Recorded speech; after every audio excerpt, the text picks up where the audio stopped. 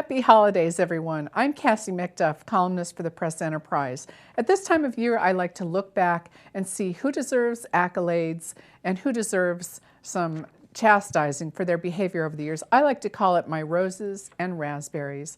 My first bunch of roses goes to Congressman Jerry Lewis. He's the longest serving California Republican in the House of Representatives. Hailing from Redlands, he did a lot for this area over the years. He was on the Appropriations Subcommittee, very powerful committee, able to bring a lot of money to his district.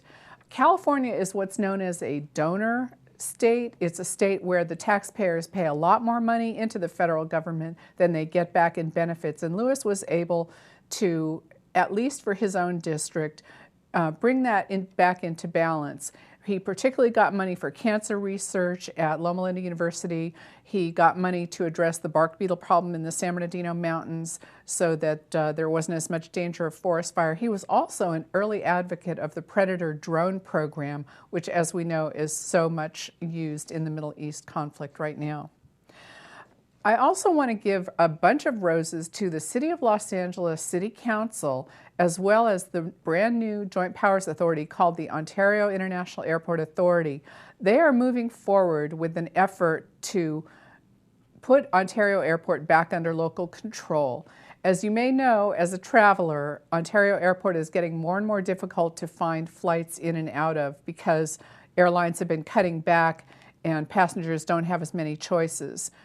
Meanwhile, LAX, which also belongs to the City of Los Angeles, has been slowly gaining passengers and gaining service to the detriment of Ontario. So there's a big local control movement that's going on now.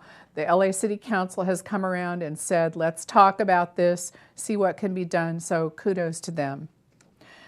I also want to give a big bouquet of roses to the Pechanga Band of Luiseño Indians.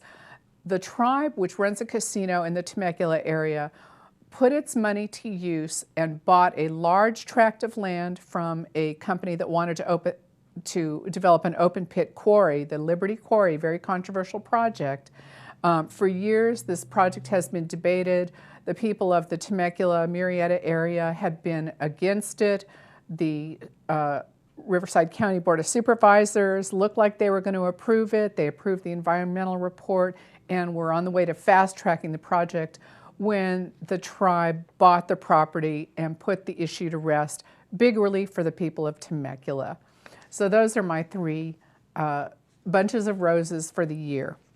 Now, my raspberries go to, first, San Bernardino City Attorney Jim Penman. He recently suggested that the police department is unable to police the city and properly protect the citizens. So he told residents at a public meeting to go home, lock their doors, and load their guns.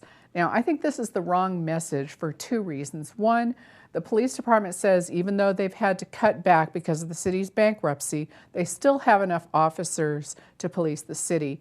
Second, I think it's an invitation to vigilantism and accidental shootings. Guns in the homes are a dangerous thing. The city attorney made a big mistake in advocating that.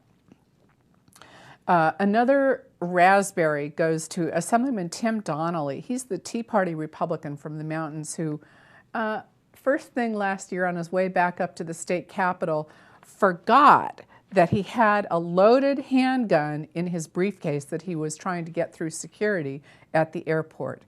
Fortunately, the screeners found it and they stopped him and took the gun away, let him catch a later flight. Donnelly said that he had the gun, he'd forgotten it was in his briefcase because he'd been working in his garage. He had the handgun because he'd gotten threats because he's advocated tougher stance on illegal immigration, and his life had been threatened for taking this tough stance. Well, he hid the gun from his wife in his briefcase. Didn't tell his wife that his life had been threatened. You know, you'd think he'd want her to be on the lookout maybe for strangers hanging around, but so Donnelly now is considering a run for governor. You figure it out. And my third raspberry goes to Riverside City Attorney Greg Priamos. Now, according to a police report after a very controversial arrest during a council meeting, Priamos had told the police officer to make sure that a certain speaker, a 61-year-old woman named Karen Wright, didn't go too long past her 3-minute public comment period.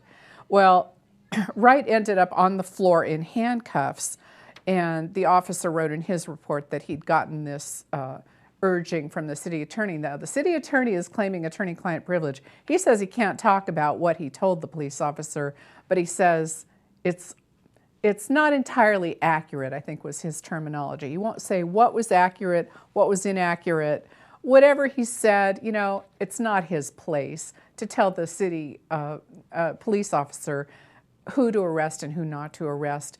And fortunately, the council has now come up with some rules that make it clear that it's the mayor who says how to handle speakers who exceed their time limits rightfully. So, Happy New Year, and let's hope public officials continue doing well in some cases and stop doing poorly in others.